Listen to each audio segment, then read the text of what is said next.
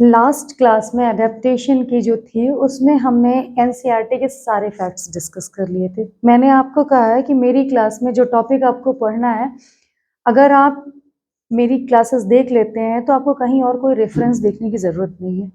मैं NCERT cover करती हूँ और रेफरेंस जहाँ पर भी जो भी क्वेश्चंस बन सकते हैं उन मैक्सिमम क्वेश्चंस को कवर करते हैं। तो पहली क्लास में एनसीईआरटी कवर हो गई।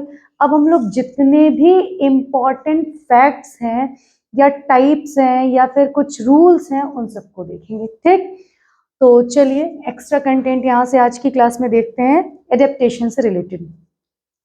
तो जो एडेप्टेशन यहाँ पर ना इकोलॉजी से, जब हम लोगों ने एडेप्टेशन देखा था तो हम लोगों ने देखा था बिहेवियरल मॉर्फोलॉजिकल चेंजेस होते हैं। तो जो मॉर्फोलॉजिकल एडेप्टेशन है उससे रिलेटेड कुछ लोगों ने अपने अपने रूल्स दिए थे, तो वो रूल्स हम लोग देखने जा रहे हैं। ठीक है, तो फटाफट देख लिया जाए। पहला रूल ए, दूसरा बी, तीसरा जी, चौथा जे और पांचवा आर। ये कुछ ऐसे चला गया। क्या है? A B G J R, what is this? A is your Allen's rule. ठीक है, एलेंस का रूल है। ये किसका रूल है? बैगमैन्स रूल है, मैन्स रूल। ठीक, ये किसका रूल है? ग्लॉगर्स रूल, ग्लॉगर्स रूल। इंपॉर्टेंट है भाई, यहां से क्वेश्चन आता है मैच द फॉलोइंग आएगा या फिर चूज द करेक्ट ऑप्शन। बहुत ज्यादा यहां से क्वेश्चंस बनेंगे। This is your Jordans rule. किसका रूल है भाई? Jordans rule. And the last it is your ranches rule. ठीक है, चलो हर एक को बारी बारी से देख लेते हैं। सबसे पहला एलन रूल, जिसको कि एनसीईआरटी में मेंशन किया गया। लास्ट क्लास में मैंने आपको बताया था कि जो ऑर्गेनिज्म कोल्डर रीजन में होंगे उनके जो कान होंगे और जो एक्सट्रीमिटीज होंगी, जैसे स्नाउट हुआ, ये सब छोटा होगा साइज में। और जो कोल्डर के बाद जो वार्मर रीजन में होंगे उनके ये सब बड़े होंगे। जैसे मान लो आप एक फॉक्स बनाओ, ये आपने बनाई फॉक्स, ये इसके कान बना दिए मैंने, ये ऐसे, ये ऐसे, देखो कितना सुंदर लग रहा है ना। ये हो गया। ठीक है, ये हो गया आपका कोल्डर रीजन का। अब हम इसी को ले आते हैं वार्मर रीजन में। लो जी, ये हो गया, ये हो गया इसका कान। ठीक, और ये हो गया इसका स्नाउट। ये तो ये चीज क्या हो गई? बड़ी हो गई है ना। तो ये क्या हो गया? वार्मर रीजन का। और ये कौन सा हो गया? कोल्ड रीजन का। आप लोग अपने अपने को पहचान लो कौन किससे बिलोंग करता है। It was your Allen rule. Now come to the Bergmann's rule. Bergmann's rule में आपने देखा होगा कि जो कोल्डर रीजन में जो ऑर्गेनिज्म होते हैं, पेंगुइन देखा है, पोलर बियर देखा, छोटे छोटे तो देखे नहीं, बड़े बड़े होते हैं ना, पैंडा वेदा। तो ये क्यों होते हैं? क्योंकि इनका जो बड़ा साइज होता है ना, वो सरफेस एरिया को कम कर देता है, जिससे कि क्या होता है, इनका surface area come in the sense कि जो ब्लड बाई वॉल्यूम रेशियो जो होता है उसकी बात हम कर रहे हैं। ठीक है, तो वो एरिया कम हो जाता है, इससे इनका हीट लॉस कम हो जाता है, तो वो ठंडी जगह पर भी ये एडजस्ट कर पाते हैं। इसीलिए आपने देखा होगा कि जो ठंडी जगह पे छोटे ऑर्गेनिज्म नहीं पाए जाते, क्योंकि उनका surface area in comparison to blood volume बहुत ज्यादा होता है, तो बहुत जल्दी हीट लॉस होता है। लेकिन यहाँ पे ब्लड वॉल्यूम के कंपैरिजन में इनका सरफेस एरिया कम हो जाता है। ठीक है, तो यहाँ पे क्या, कोल्डर रीजन में जो भी ऑर्गेनिज्म पाए जाएंगे कैसे होंगे? लार्ज साइज के होंगे। कैसे होंगे? Large size. एग्जाम्पल आपका पोलर बियर, और कौन हो जाएगा? पेंगुइन। ठीक है, क्लियर? ये हो गया आपका penguins rule. Now come to the Gloger's rule. Gloger rule ये कहता है कि जो लोग ठंडी जगह पे होंगे, अब आप देख लीजिए यूरोपियन कंट्रीज के लोगों को, अफ्रीकन कंट्रीज के लोगों को कौन डार्क है। ठीक है, तो मतलब कोल्डर रीजन में जो ऑर्गेनिजम्स होंगे वो क्या होंगे? कोल्डर रीजन वाले लाइट कलर के होंगे, और डार्कर रीजन मतलब वार्मर रीजन में जो होंगे, वार्मर रीजन में जो होंगे वो कैसे होंगे भाई? कैसे होंगे? डार्कर होंगे, मतलब पिगमेंटेड है ना इस वजह से, राइट। और जो कोल्डर में होंगे वो कैसे होंगे, कॉम्परेटिवली लाइटर, हल्के कलर के होंगे। ठीक, ओके। अच्छा जी, यहां तक का कॉन्सेप्ट क्लियर हो गया। Now come to the Jordan rule. Jordan Jordan rule ये कहता है कि वो फिशेस जो कोल्ड रीजन में रहती हैं उनके पास in comparison to warmer region have more vertebrae. ठीक है, तो कोल्डर रीजन की जो फिश होती हैं, colder region I should write ना, कोल्डर रीजन की जो फिश होती हैव मोर वर्टिब्री। वर्टिब्री समझ रहे हैं ना, ये जो आपकी वर्टिब्रल कॉलम होती है वो छोटी छोटी वर्टिब्रीज की बनी होती है ना, तो ये जो वर्टिब्रीज होती हैं बहुत ज्यादा होती हैं। ठीक है, वर्टिब्रीज इन कंपैरिजन टू, और लिख सकते हैं मोर वर्टिब्री देन वार्मर रीजन। कथा समझ में आई कि नहीं? ओके, अब लास्ट है आपका रेंशेस रूल। यहां तक की कहानी क्लियर हो गई। जो रेंशेस रूल है वो ये बताता है कि जो विंग्स होते हैं, है ना, जो कोल्डर रीजन में जो विंग्स होंगे वो छोटे होंगे इन बर्ड्स के और इंसेक्ट्स के विंग्स, और अगर हम किस रीजन में आ जाए, वार्मर रीजन में, तो ये विंग्स क्या हो जाएंगे, बड़े हो जाएंगे। तो birds wings are larger in किस रीजन में, warmer region. It was about your rules related to the ecology. Clear है कि नहीं? ठीक है, ए बी जी, अब ए बी सी डी में अगर हम सीक्वेंस वाइज देख रहे हैं तो ए बी जी जे आर, कैसे याद करोगे? ए वाला जो है एक्सट्रीमिटीज से है, बी वाला जो है साइज से है। ठीक है, किससे है जुड़ा हुआ, साइज से जुड़ा हुआ है।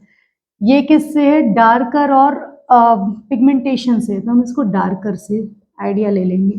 ठीक है, जॉर्डन जेड की बात, जे की बात करें तो ये किससे, वर्टिब्री से, और आर की बात करें तो विंग से। ठीक, क्लियर है? अच्छा, कहीं कोई दिक्कत? अब हम कुछ ऐसे टर्म्स की बात करेंगे जो कि बड़े इंपॉर्टेंट हैं और कहीं ना कहीं किसी न किसी एग्जाम में आए हुए हैं related to this adaptation. Okay, चलिए देख लेते हैं। सबसे पहला आपने देखा होगा, जो ऑर्गेनिज्म ठंडे रीजन में रह रहे हैं, जैसे आपके पेंगुइन हो गए, पोलर बियर हो गया, ठंडी जगह का मतलब पोलर रीजन में, मतलब आर्कटिक या एंटार्कटिक वाले रीजन में, साउथ पोल या नॉर्थ पोल की अगर मैं बात करूं। ठीक है, तो एंटार्कटिक रीजन में बेसिकली रहते हैं। तो ये इनके पास ना स्किन के नीचे सबक्यूटेनस लेयर पाई जाती है, ध्यान से देखना है, which is known as blubber. क्या बोलते हैं उसको, ब्लबर। जो वर्ड बोल रहे हैं बहुत इंपॉर्टेंट है, सबक्यूटेनस लेयर। अब सबक्यूटेनस बोल दिया, इसका मतलब क्या है, बिलो स्किन। क्या करती है, फैट स्टोर करती है। उससे क्या होता है, इंसुलेशन होता है। इंसुलेशन मतलब कि बॉडी की हीट को न तो बाहर जाने देगा और न ही बाहर की ठंडक को अंदर आने देगा। ठीक है, तो थर्मो रेगुलेशन का काम हुआ कि नहीं हुआ, राइट? तो in short we can say thermo regulation. Any doubt? ठीक है, ये यहां तक का कॉन्सेप्ट क्लियर हुआ। अच्छा, अब हम दूसरा देखते हैं, blubber we had discussed. Now अब हम देखते हैं, ब्लबर का कॉन्सेप्ट हो गया clear. Now let's see cyclomorphosis. ये टर्म भी आजकल बहुत फ्रिक्वेंटली आ रहा, डेफनिया से रिलेटेड है। What is this cyclomorphosis? ये जो चीज है ना, स्पेशली आपके किस में दिखाई पड़ रही है, डेफनिया में। बहुत इंपॉर्टेंट है, आया हुआ क्वेश्चन है। इसमें क्या होता है, जब सीजन चेंज होता है तो according to changing season they can change their morphology. Cyclomorphosis मतलब morphological change in a season और in a changing season, in a seasonal pattern. ठीक है, मॉर्फोलॉजिकल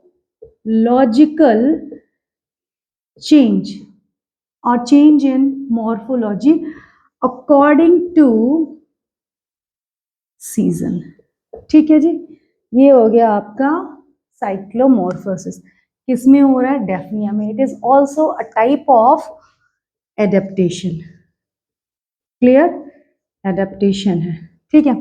अच्छा, नाउ नेक्स्ट आ जाता है आपका पेंटासोन, ध्यान दीजिएगा, पेंटासोन म्यूसिलेज। म्यूसिलेज ये क्या चीज है? जो प्लांट, पहले इस वाले को मिटा दें वरना आप बड़े जल्दी कंफ्यूज हो जाएंगे। पेंटासोन म्यूसिलेज क्या चीज है कि जो प्लांट डेजर्ट एरिया में रहते हैं उन्हें अपने वाटर लॉस को कहीं ना कहीं तो बचाना है ना, तो उसे बचाने के लिए दे सिंथेसाइज दिस पेंटासोन म्यूसिलेज। पेंटासोन म्यूसिलेज क्या है? ये म्यूसिलेज ऐसा है जो कि हाई मॉइस्चर कंटेन करता है, शर कंटेन, ठीक है। इसकी वजह से क्या होता है कि जो डेजर्ट प्लांट है, डेजर्ट प्लांट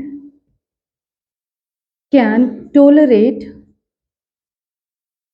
क्या टोलरेट कर सकता है? Dry condition and also avoid और मिटिगेट और रिड्यूस डेसिकेशन। डेसिकेशन भी कम हो गया। दोनों पॉइंट इंपॉर्टेंट है भाई साहब। ओके, तो पेंटासोन म्यूसिलेज का कॉन्सेप्ट क्लियर। 3 कॉन्सेप्ट हम लोगों ने डिस्कस किया। कौन कौन सा? ब्लबर के बारे में देखा, फिर उसके बाद हम लोगों ने साइक्लोमॉर्फोसिस देखा, फिर उसके बाद हम लोगों ने म्यूसिलेज, पेंटासोन म्यूसिलेज को देखा। अब हम लोग देखने जा रहे हैं कौन सा, कि जो कुछ ऑर्गेनिज्म होते हैं ना वो अपने बिहेवियर से, बिहेवियर नहीं बोलेंगे, फिजियोलॉजिकल एडेप्टेशन, वो जो फ्लो होता है ब्लड का, ब्लड सर्कुलेशन जो था उसको कंट्रोल करते हैं। तो उससे क्या होता है कि दे कैन, ये भी एक तरीके का एडेप्टेशन में ही आया ना, एडेप्टेशन में आया कि जो एडेप्टेशन बाय कंट्रोलिंग फ्लो, इसका बॉडी फ्लूइड का, ठीक है। तो ये 2 तरीके से होता है। एक, या तो ये वैसो कॉन्स्ट्रिक्शन कर सकते हैं, मतलब वेसल्स को क्या कर सकते हैं? कॉन्ट्रैक्ट, दबा दिया, या फिर क्या कर सकते हैं? वैसो डायलेशन, फैला दिया। तो जब वैसो कॉन्स्ट्रिक्शन करेंगे तो फ्लो क्या हो जाएगा? रिड्यूस हो जाएगा, और इससे क्या हो जाएगा? हीट लॉस क्या हो जाएगा? क्या हो जाएगा? रिड्यूस हो जाएगा, ठीक है, हीट लॉस रिड्यूस हो जाएगा। वैसोडाइलेशन करेंगे तो फ्लो इंक्रीज हो जाएगा बॉडी में, और हीट लॉस क्या हो जाएगा? ये बढ़ जाएगा। तो it is your adaptation by controlling flow, ठीक है। सर्कुलेशन को कंट्रोल करके कैसे हम हीट लॉस को ज्यादा कर सकते हैं और कम कर सकते हैं, ये ऑर्गेनिजम्स, ठीक है। नाउ वन मोर, ये हो गया यहाँ तक का। चलिए अब देख लेते हैं जो ड्राई सीड्स होते हैं। ड्राई सीड्स में मॉइस्चर कंटेंट बहुत कम होता है। अब मॉइस्चर कंटेंट कम होगा, पानी बहुत ज़्यादा कम होगा, बहुत कम होगा, तो उस वजह से क्या होगा कि जब ये बिलो 196 डिग्री, मतलब बहुत कम टेम्परेचर की मैं बात कर रही हूँ, ये ड्राई सीड्स हैं, ध्यान से देखिएगा कॉन्सेप्ट को। ड्राई सीड में वाटर एकदम ना के बराबर है, ठीक है, एकदम बहुत कम है, वेरी लो कंटेंट। उसकी वजह से क्या होगा, ये -196 डिग्री सेंटीग्रेड पे भी about 3 weeks they can survive. क्यों? क्योंकि टेम्परेचर घटा है, तो उसके अंदर चूंकि पानी नहीं है, पानी नहीं है तो जमेगा नहीं, जमेगा नहीं तो आपका सीड खराब होगा नहीं, क्लियर। तो ड्राई सीड्स की ये खास बात होगी, इस तरीके से वो इस लो टेम्परेचर से विदस्टैंड कर सके, ठीक है। अब आपका ये हो गया। अब कौन सा बच्चा? Cold resistance. एक और चीज, जो प्लांट्स होते हैं, कुछ प्लांट्स जो कि बहुत ठंडे सब जीरो लेवल पे होते हैं, जहाँ पर के सब जीरो लेवल क्लाइमेट में होते हैं, वो क्या करते हैं? सब जीरो लेवल समझो ना, बहुत ज्यादा कम टेम्परेचर, ठीक है। वहां पर इनके पास क्या होता है ना, कुछ ऐसे फैट मॉलिक्यूल होते हैं, स्पेशल फैट स्टोर करते हैं, जो कि क्या करते हैं? फ्रीजिंग पॉइंट को क्या कर देंगे? रिड्यूस कर देंगे। अब जब फ्रीजिंग पॉइंट रिड्यूस हो गया तो वहां तक पहुंचने में टाइम लगेगा, उस टेम्परेचर तक पहुंचने में, तब तक वो टॉलरेट कर देंगे। और इस तरह से दे कैन टोलरेट, या फिर कोल्ड रेजिस्टेंट मैकेनिज्म हो गई इनकी। बात समझ में आई कि नहीं? स्पेशल फैट स्टोर करते हैं जो कि फ्रीजिंग पॉइंट को बहुत कम कर देता है। ठीक है, यहाँ तक का कॉन्सेप्ट समझ में आ गया। ये वाला ड्राई सीड के कंडीशन में था। अब लास्ट है आपका एक और टर्म, थर्मोटैक्टिक एडेप्टेशन। जैसे स्नेक वगैरह हुए, ये अपने प्रे को कैसे पकड़ते हैं? अंधेरे में भी पकड़ लेते हैं। कैसे? जो उनका जो प्रे होता है ना, उसकी अपने हर ऑर्गेनिज्म की एक बॉडी हीट होती है, उस बॉडी हीट से वो सेंस कर लेते हैं। मतलब टैक्टिक मतलब समझे, टैक्टाइल है, उनकी स्किन पे कुछ ऐसा है जो कि सेंस कर रहा है। क्या सेंस कर रहा है? टेम्परेचर को। जैसे रैट वगैरह जा रहा है और स्नेक है वहां छुपा हुआ, भले अंधेरा है बिल्कुल, लेकिन फिर भी वो स्नेक उस रैट को देख लेता है। देख के मतलब समझ लेता है देयर इज समथिंग, और फिर उसको प्रीडेटर जो होता है वो काम करने का काम करता है, मतलब उसका शिकार कर लेता है। तो मीन्स हम ये कह सकते हैं जो स्नेक वगैरह हैं ये क्या करते हैं? थर्मो टैक्टिक एडेप्टेशन होता है इसमें ये क्या करते हैं? They can sense the temperature of other, या हम कहें प्रेस के लिए, ऑर्गेनिज्म।